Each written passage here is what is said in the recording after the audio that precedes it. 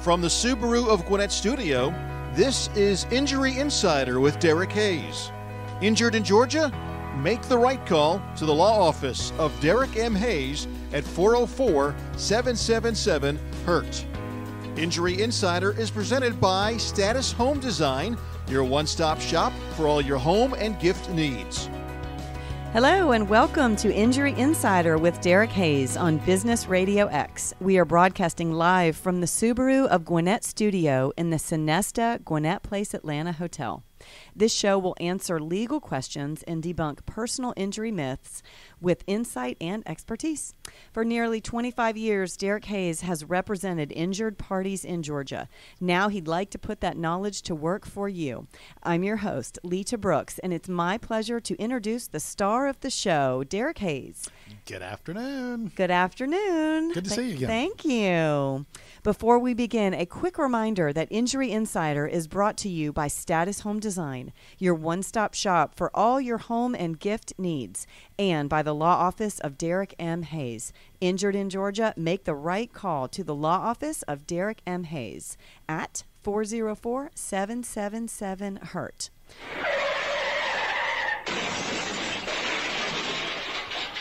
All right, let's get started. Always a lot to cover, always very informative, packed shows. On your last episode of Injury Insider, you started an informative series on slip and fall claims. I understand that you're going to continue that series today, correct? Correct. Okay. If you are just joining us for the second part, I hope you will definitely go back and listen to the first part, right? Yeah, it lays a foundation for today, but today is independent of that. But it's good to go back and listen to that one for sure. Absolutely. I know I say this every show. I learned a lot. but that's what this is, yes, right? Yes, You're here exactly. to teach us everything that we need to know.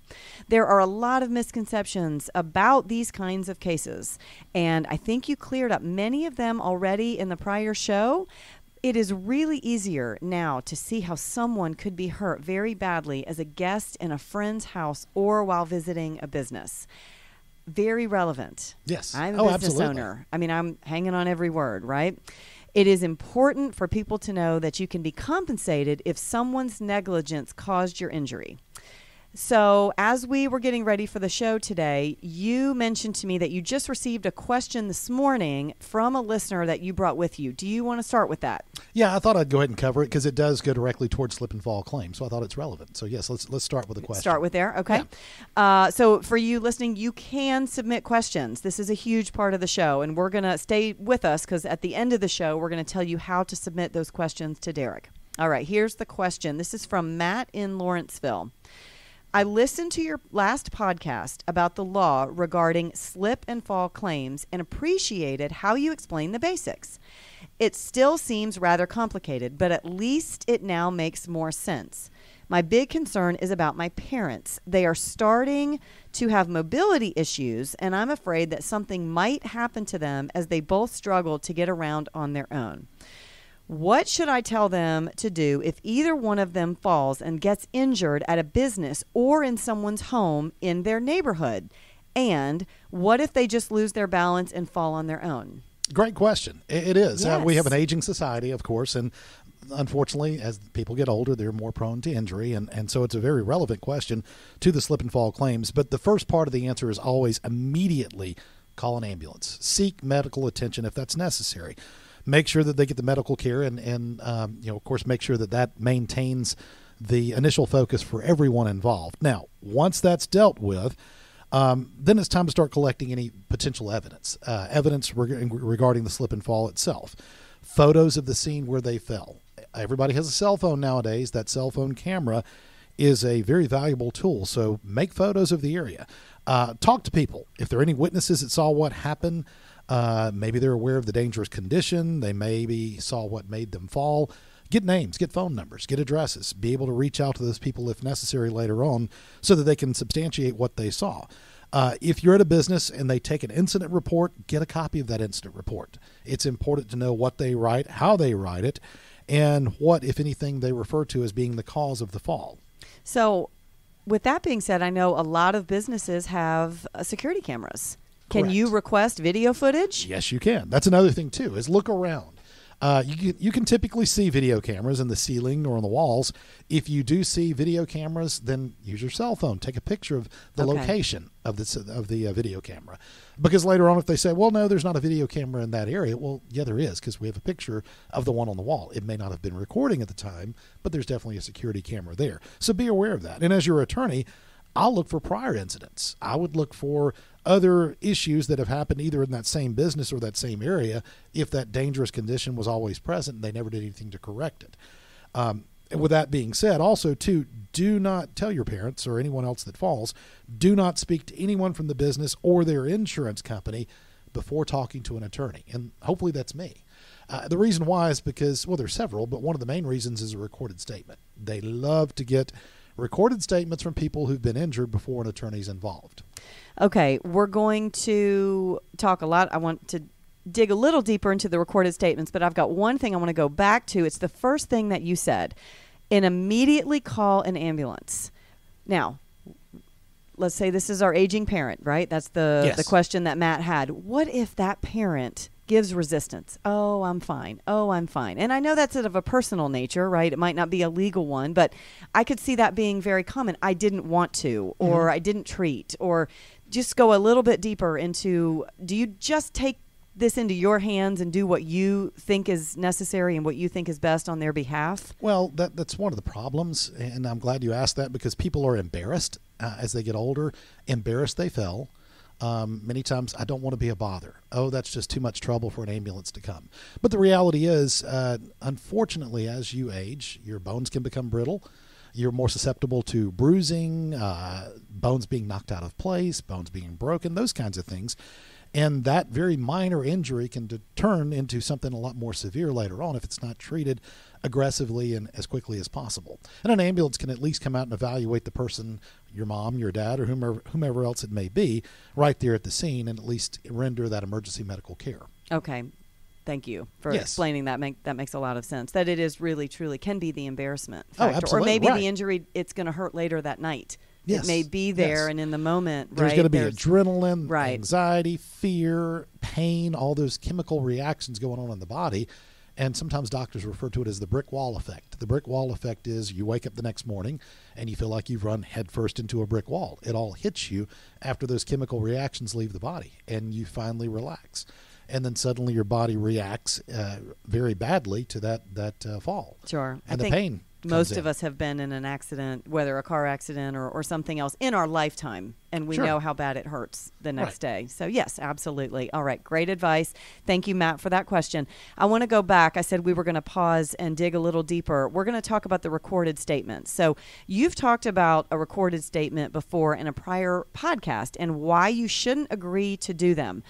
But tell us all again, why is that important? Well, a recorded statement is the insurance company's first opportunity to start their investigation early and hopefully from their standpoint before an attorney's involved. The reality is that they'll ask you questions in such a way to build the case against you and not for you. They'll play your best friend. Well, we just need to find out what happened. We're going to take care of you, but I need to ask you a few questions. So they already know the law regarding slip and fall cases, and they can try and trip you up about what really happened, or ask the question in such a way that it provides them a potential defense based on how they've worded the question. They can also ask questions in such a way to provide defenses such as the ordinary man standard, the prior traverse rule, open and obvious hazards, and we'll talk a little more about those in a minute, but their goal is to limit the injuries, limit your recovery. Sometimes they'll ask you, well, let's start with the top of your head and go all the way to your toes. Tell me every single part of your body that's injured. So you start at the top of your head. Well, I injured my neck. When I fell, I hit my head, my neck's sore. Well, let's talk about that neck. What does that pain feel like on a scale of 1 to 10? Well, it's a 7. So what have you done to address that? Well, I've taken some Tylenol or ibuprofen. I'm going to see a doctor. Okay, well, I'll tell you what, we'll come back to that, but let's talk about the area where you fell. What was that like? Describe the area. And then they never come back to the injury. So later on, they'll try and explain that by saying, well, you only claimed your neck was hurt. You never said anything else was hurt. But sure, and that's because they've deflected to another question and ultimately try and tie you down to only being injured in your neck and nothing else. You may have twisted your knee. You may have broken your ankle. There are other things that could have happened, but by limiting your ability to respond, it's their goal to also limit the severity of the injury. So if you were on that phone call, you would say, hold on a minute, we haven't finished the injuries yet. Oh, absolutely. Right? Absolutely. You're right. You just you jump ask in a question, my client needs to respond. Okay. So they've only covered their neck. Let's talk about the rest of the body and make sure that they address everything that's going on. But also, too, in that moment, a day after, 2 days, 3 days, even a week after the fall, you may not be aware of some of the injuries yet. Yeah. So ultimately, this is what I know my injury to be in this moment. It's not a clinical diagnosis. I'm describing the area where I'm hurt. Only a doctor is able to give the clinical diagnostics. That's it. Wow. So think about this. I mean, they're going to ask you things too, like what kind of shoes you were wearing, high heels, tennis shoes, flip-flops, whether it was raining outside, where you may have been looking when you fell, if you were on your cell phone. So again, all those things are intended to try and prepare the case against you, not for you. And as an attorney, if there is a need for a recorded statement, I'm on the phone, like I said. I'm there to be a filter. I know what they need to know, but I also know what they don't need to know. And my job is to limit it to what they need to know in the moment. Well, that is great advice. Again, my mind just goes, wow, it's a trick. It's a trap. It's a trap. They're building a their very case. Effective trap. They're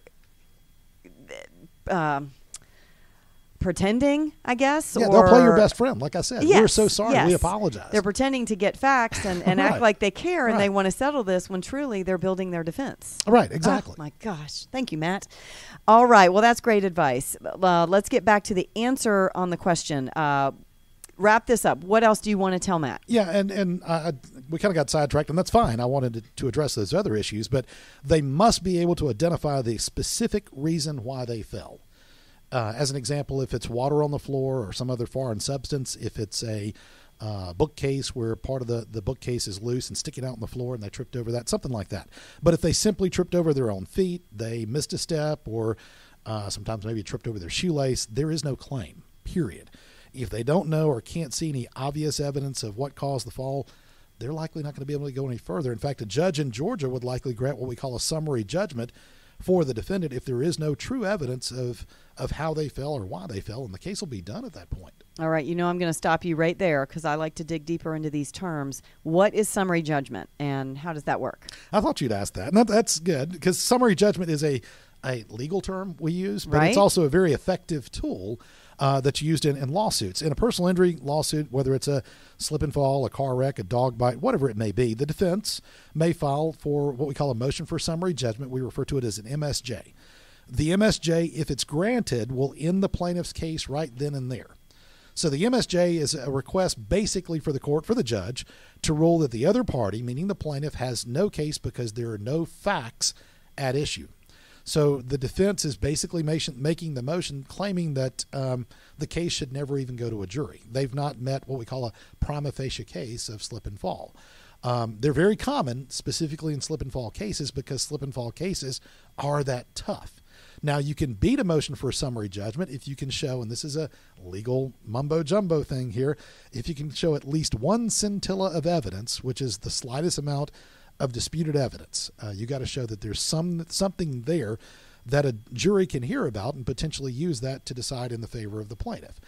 You must also be able to show that if your fall was caused by what we call a static defect or foreign object, you got to be able to distinguish between those two. All right, so tell us the difference between the two. Break down those terms for us. Yeah, and those were in the last podcast. Another reason why it's great to go back and relay that foundation. But a very quick definition of both. A static defect, think of things that are permanent or structural defects like stairs, ramps, doorways, potholes, sidewalks, manholes, those kinds of things.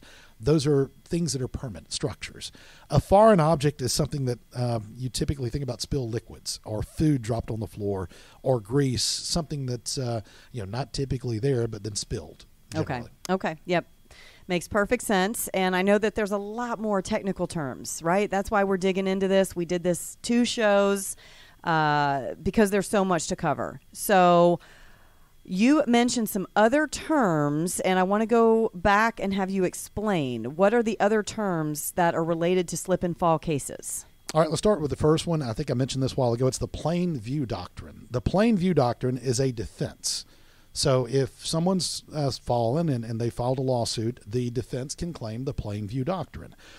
Basically, it means that if a foreign object or a static defect, either one, was easily visible or noticeable to a reasonably careful person, they do not have a case. The hazard was in plain view and should have been avoided. But like every other rule, there are exceptions to the rule, and really an exception to the plain view doctrine is an emergency situation. You're in a building and there's a fire and you're going to run out and you trip and fall over something that would otherwise be very visible. That's a crazy example, but ultimately that is an exception to the plain view doctrine. Or where the other person is, or the injured person rather, is distracted by someone who's there in the business, the owner of the business, an employee. They're talking to you and distracting you, and you're looking towards them, and you don't see what would otherwise be in plain view. Well, that's an exception to that rule. So think about that. Another is, and I think I mentioned this one a while ago too, it's a prior traverse rule. Again, this is also a rule that's used by the defense to potentially throw out or win a slip and fall case. So the prior traverse rule very simply means you've walked through that area before, you've traversed it before, so therefore you have equal knowledge of any potential hazard that may be there. You're on the same footing, so to speak, as the owner of the property. So at that point, again, you likely don't have a case. But again, there's an exception. Do you have a case? Do you have an example? Like, give us something, not just the definition, which is great. I love breaking all this stuff down. But do you have any case or anything, or someone came to you, something you can talk about, because I know that there's confidentiality. But sure. Let's say that they wanted there to be a case, and because of these two terms, there wasn't. Well, I would say that the plain view doctrine is used almost every time, whether it was in plain view or not. A defense attorney or an adjuster will always argue that it could have or should have been seen by what we call the reasonable man standard if they had been paying attention, plain and simple. We're all distracted nowadays, mostly by our cell phone. Mm-hmm. That cell phone rings, you pull it out of your pocket or your purse, whatever, and you start scrolling through and you continue to walk.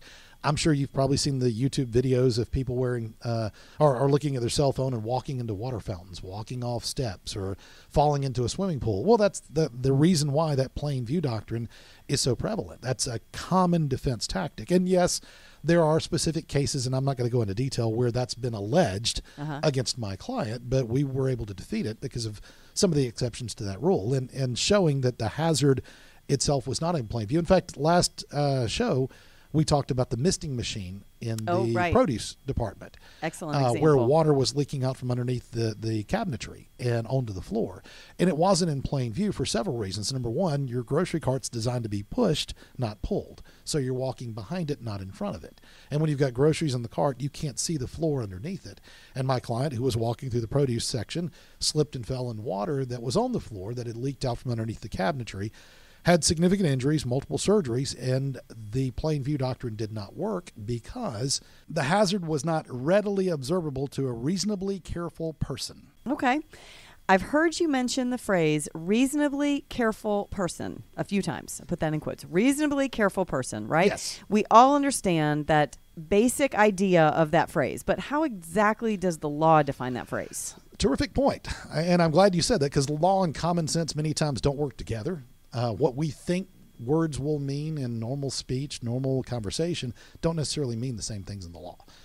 So the reasonably careful person standard, it does have a very specific meaning. Attorneys use it all the time. We also call it the ordinary man standard. But the law defines it as that degree of care which is exercised by an ordinarily prudent person under the same or similar circumstances. And I've read that verbatim because that's how it's defined. That is it. It's a phrase that frequently is used in any kind of personal injury case, but it's kind of talking about a hypothetical person in society or in normal daily activities who exercises an average care or skill and judgment in what they do. It serves kind of as a comparative standard for somebody else for determining whether or not there's liability. What would the ordinary prudent person do, the reasonable person do under the same circumstances? So if a jury decides that someone paying normal attention in their everyday conduct could have avoided some situation or some hazard that caused you to be injured as a plaintiff, well, then you could lose your case. They could decide that the ordinary man standard, the reasonable care standard, would prevent you from having any recovery. So kind of think about it this way. If someone is trying to run and jump over a big ditch in your yard, and there's a bridge right there, and everybody else is walking over that bridge to cross that big ditch, but they run and try and jump, and they don't make it. and they wind up breaking their ankle, and they try and come after you. Well, the reasonable man standard says that there's a bridge right there for a reason. You could very easily, like everybody else, have walked over the bridge and avoided that fractured ankle on those surgeries. So think about what the person knew or should have known as a normal, reasonable person. All right, so stop right there. You've used that phrase several times about what someone knew or they should have known. How can you prove that someone knew what they should have known, right? Sure. Well, the law refers to it as actual knowledge and constructive knowledge. Okay. Sometimes we'll call it imputed knowledge. So it matters because the legal duty owed to invitees on your property, remember we talked about invitees on property, the legal duty owed to invitees on your property really only applies to hazards that the property owner had actual or constructive knowledge about. Actual knowledge is they actually saw it. They knew about it. Constructive knowledge or imputed knowledge means they should have known about it with a reasonable inspection. So actual knowledge is things you can see, you can hear, you can touch, you can smell. Constructive knowledge is really a hazard that only the owner may have known about and should have known about with a reasonable inspection. A leaky toilet in a bathroom, a leaky ceiling that's dripping water onto some stairs or something along those lines. That's imputed knowledge. They, with a reasonable inspection, should have been able to see that. One way to prove it is to show that an employee was in that area and didn't stop to clean up water that had been spilled. It's a way to impute knowledge, especially if somebody walks up to an employee and says, "Hey, there's somebody spilled some water on the floor back there," and the employee just kind of shrugs their shoulders, "Oh, that stinks," and they don't go to clean it up. Well, you fall on that's constructive knowledge because they were warned about it, but it's also actual knowledge because somebody stopped to tell him about it and they actually saw it. Okay. And didn't do anything about it. Well, I just thought about another issue. Many times, I love to run, I love to walk, so I'm on sidewalks around town, in the neighborhood, at a park. I notice if they're broken or they're in really bad shape or there's a pothole. What happens if I fall on a sidewalk that's on public property? Good question. And sidewalks, streets, those kinds of things are a different animal than your typical personal injury slip and fall case. And the reason why is because that sidewalk, that street, generally belongs to a city, a county, municipality, sometimes even the state. You can still be compensated for your injuries, but it requires a lot more work. And I'm going to stress that, a lot more work. You have to send an ante litem notice to the city, the county, municipality to let them know about the claim. There's a time frame that it's got to be done. If you don't do it, then you lose the right potentially to pursue your claim.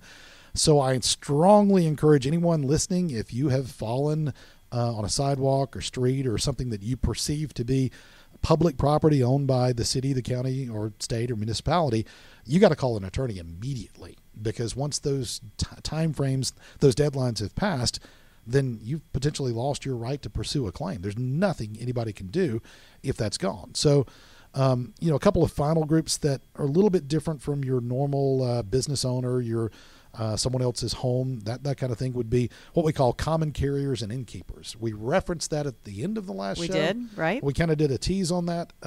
So these groups, the common carriers, innkeepers, they owe a much higher standard, a tremendous due of care to people that are on their property. Think about hotel chains, bus companies, elevators, escalator companies. Those are common carriers, innkeepers.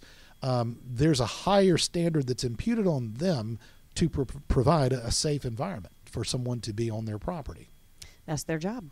Absolutely. Yeah. Okay. I mean, anything from bed bugs to, you name it. There's all kinds of things. I know I hate to bring it up because it's a nasty topic, but I have had bed bug calls before. Really? Those are very tough claims. They really, really are. But that's an example of a higher standard that's imputed on, for example, a hotel. Things that need to be done to provide a much cleaner environment to avoid those kind of things from happening. That might happen at the motel. At the motel, not exactly. The hotel. Yeah. I don't know, right? I don't know. I've seen a lot of things. Let's just put it that way. Absolutely. Oh, my gosh. Okay. Well, that'll be another topic, right? I'll yes. make you dig into that another time. We can do that. Absolutely. Okay. Well, as we wrap up this second part of the series, I want to ask one final question. Based on what I've learned, it seems that slip and fall cases can be tough to prove. And I don't think that, I think that was maybe a misconception Yes. Yeah. A lot of people think that slip and fall claims are, and there are bogus claims. Let me make this very clear. There are bogus claims. There are as many bogus claims that are, potential slip and fall cases as there are claims that are very legitimate that insurance companies treat like bogus claims, where they should settle those cases because there is clear negligence involved. But yes, as a whole, slip and fall claims are among the toughest cases to prove. They really are, because you've got to prove knowledge. You've got to prove that imputed knowledge or actual knowledge. That's difficult. Sometimes just trying to show what somebody knew or should have known in and of itself is a burden that you may not be able to meet. Another thing to think about is that comparative negligence standard we talked about. Mm-hmm. We talked about that in a prior show. It may have been a 2 or 3 podcasts before. But comparative negligence, here in Georgia, we have what we call the modified comparative negligence system. It's actually under OCGA 511233, where under the modified comparative negligence standard, your fault, your percentage of fault is going to decrease the amount of recovery you get. If your percentage of fault is 50% or more, you get absolutely nothing. So in a slip and fall case, for example, a jury may think, well, it was the ordinary man standard does apply and that tripping hazard was visible, but it shouldn't have been there. So we're going to find the plaintiff was 20% at fault and the business was 80% at fault. And let's say, for the sake of easy math, they award $100,000. You're not going to get $100,000. You're going to get now $80,000 under modified comparative negligence because your recovery is reduced by your percentage of fault. So those prior traverse rule, the ordinary man standard, all those things we've talked about, those are intended to heighten that comparative negligence standard. And if a jury continues to think, well, the plaintiff should have seen this, or the plaintiff walked through there before, or if the plaintiff had been paying more attention, they may have been able to avoid this hazard. And all of that kind of adds up to the point where they think, well, the plaintiff, they're probably 50% at fault, just like the business is. Business did a lot of things wrong, but the plaintiff potentially could have avoided it. So we're going to say it's 50-50. Well, that happens. You get nothing. Zero. Period. They could award you $100,000, but once they say you're 50% at fault, that big $100,000 number becomes a big fat zero. Wow. That would be disappointing. Yeah, it is. And that's why these are extremely tough cases, and more importantly, why it's imperative to have an attorney involved. Because one of the very basic answers to a question can be construed to open the door to provide one of those defenses that would, again, potentially have a jury find the plaintiff to be at least some degree at fault, if not completely at fault. Sure. If you didn't have an attorney, we go all the way back to the beginning of the show, and you get, turned around in your recorded statement. Yeah, right? exactly. And you just tripped up. From there and all the way through, there's just so many ways. And let's say you said, I can handle this, I don't want an attorney, and you get your $100,000, and yet you get nothing. Yeah, let me ask you a question. Okay. I'm going to put you in the hot seat for a second. So in conversation, just think about it in conversation. If somebody walks up to you and hey, lady, how you doing today? Fine, thanks. That's generally the answer you give. Most people do. So as an adjuster asking the question on a recorded statement, just before we get started, how are you feeling today? How you doing? Well, I'm fine. Because that's the common answer that most people tend to give. Now, you're really not fine if you've got a broken ankle, if you've got a torn kneecap, whatever it may be. But in conversation, I'm fine. No one would lead. And those are the kind of people that you don't really want to be around. Oh, my back hurts. Right, exactly. Right? You're not going to lead what is that it, Debbie sort. Downer? Absolutely. You don't want to hear, right, God, I've got this dark cloud over me every day. So how are you doing today? Terrible. I'm on crutches. I have a headache. The medicine's not working. All right. And you're given a litany of things that are potentially true, but with an attorney involved, I'm not going to have them ask that question. If there's a specific question regarding their health, let's address it. But a general question is not sufficient. We need to talk specifics here. And, again, something I said earlier, most of my clients are not doctors, but if they are a doctor, they're not going to diagnose themselves and give clinical terms themselves. They're going to talk about my ankle hurts, my knee hurts, my back hurts, my neck hurts, whatever it may be. So in that conversational recorded statement, I hope you're doing okay today. Yeah, I'm fine. So how's your day been? That's good. Those are easy answers to give because you may not want to open up completely, but instead you've closed a door and you've provided them an immediate defense. Sure. And the defense says they were Sure. fine. So let's even go a little farther with that. So Okay. that's 2 days after the fall, or even a car wreck, whatever it may be. That's 2 days after the event happened, and yeah, I'm fine. And you've gone to the hospital and you were referred to a clinic for follow-up, and you've called, but they can't see you for a week, and that's common. So you make that appointment, and 2 days after you've gone to the hospital, they ask you, "Oh, I'm doing fine," and then a week passes and you go for your first follow-up visit, and you wind up having 8 or 9 weeks or longer of physical therapy.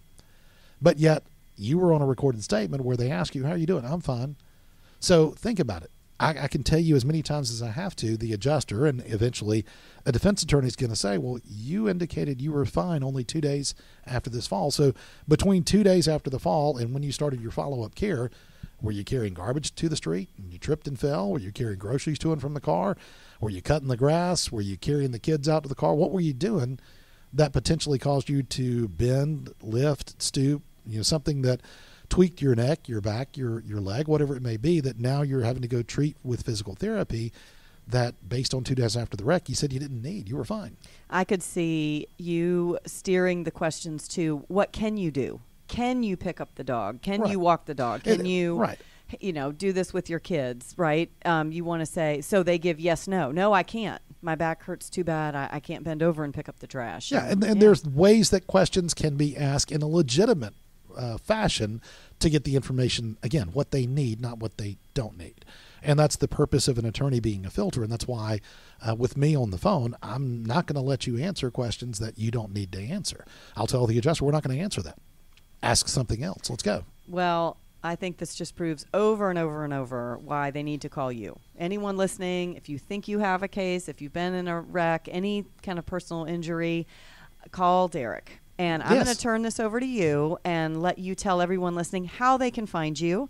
And don't forget, because we told them at the top of the show that they could also they could also ask you questions that I will read on the show. So finish up with that and tell everybody how to reach you.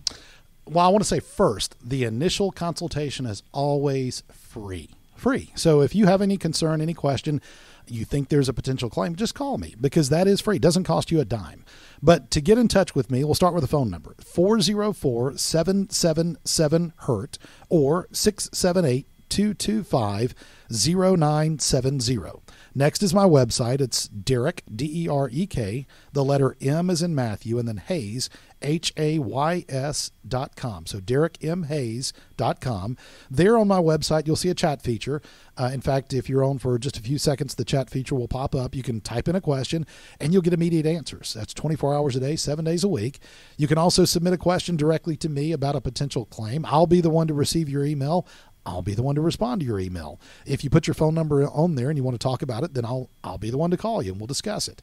If you simply want to submit a question or a topic for the podcast, you'll see a podcast tab. Click on that, and there's an area where you can submit your question for the podcast. All you need to do is put your question and your name. That's it. We don't ask for anything else. But also, to check out my social media. I'm on Facebook. It's Law Office of Derek M. Hayes. Instagram, Law Office of Derek M. Hayes, and also Twitter, Law Office of Derek M. Hayes. So you can get me all kinds of ways. I'll be happy to talk to you. And if there is a potential claim, I'll be happy to represent you and move forward with your case and maximize your compensation. Well, I encourage anyone to go back and not only listen to the first show in this series, but go back and listen to all the shows. If you're catching us for the first time, Derek does a wonderful job of breaking down all these legal terms and giving us so much information. This is my favorite show. I love it. So I appreciate you having me here, and the education I'm getting is I feel like amazing. I need a classroom in here and a whole bunch of people sitting around with notepads and pens. I almost went to law school. Like that, I was pre-law. That was my first declared major in college, and it was not for me. I started taking all the histories, and I went over the. But I really feel like it's coming full circle for me now. Yes, okay, yes. so I'm getting that law education without having to go to law school. It's a lot of inductive reasoning, deductive reasoning, a lot of thought. I mean, a lot of reading. There's a lot of that too, but. Anyway. Well, thank you, Derek, for taking the time out of your very busy schedule and helping all of your clients and the people that you do every day, and now having this platform to help many, many more. Thank you so much, everyone, for joining us on Injury Insider with Derek Hayes, presented by Status Home Design and the Law Office of Derek M. Hayes. Don't forget that you can enjoy any of our episodes anytime by visiting businessradiox.com, selecting the Gwinnett Studio, and then clicking Injury Insider with Derek Hayes. This program is also available on your favorite podcast app. Until next time, for Derek Hayes, I'm Lita Brooks, and you've been listening to Injury Insider on Business Radio X.